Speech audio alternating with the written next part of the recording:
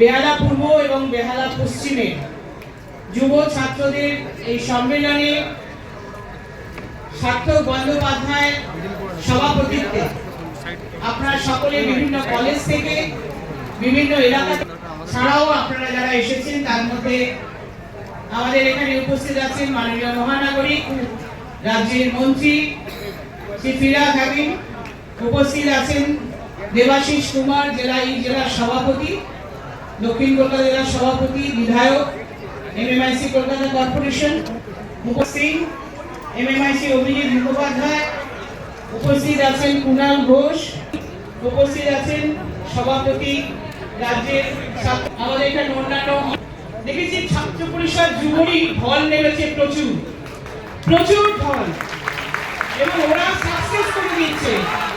মানুষ হাঁ করে দেখছে যে এত কর্মী আমাদের ছাত্র যুবরা ভরিয়ে দিয়েছে, বলার কিছু অপেক্ষা রাখে না। আমি নিজেও অভিভূত, এখনো কিন্তু অনেক ওয়ার্ড বাকি আছে, কিন্তু সেখানে আমি দেখছি যে ছাত্র যুবরাই কিন্তু নির্বাচনটা পার করে, এটা ঠিক।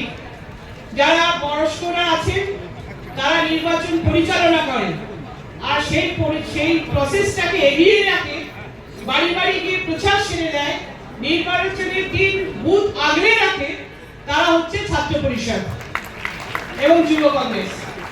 আমি ছাত্র পরিষদ 1973 সাল থেকে শুরু করেছিলাম, 3 বছর জেনারেল সেক্রেটারি ছিলাম উত্তর কলকাতার একটি কলেজে। সেখান থেকে ধরতে গেলে আপনাদের অনেকে তখন জন্ম হয়নি। মানুষের ভরসা। এবার কারা সমালোচনা করছে? আমাদের কি ভুল ত্রুটি হয় না? হ্যাঁ, হয়েছে। এত বড় দল, এত বড় সরকার, কিছু নেতিবাচক ঘটনা ঘটে যায়, হাতের 5টা আঙুল সমান হয় না। 99টা কাজ ভালো হলে একটা কাজ বাকি থেকে যায়, একটা কাজে ভুল হতে পারে, একটা কাজে অন্যায় হতে পারে। তার মানে এই নয় যে 99টা ভালো কাজ সেগুলো সমস্ত ঢাকা দিয়ে চলে যাবে।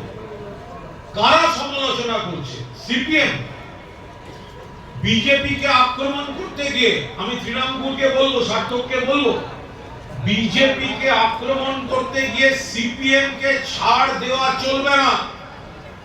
সিপিএম কত বড় বিপজ্জনক দল ছিল।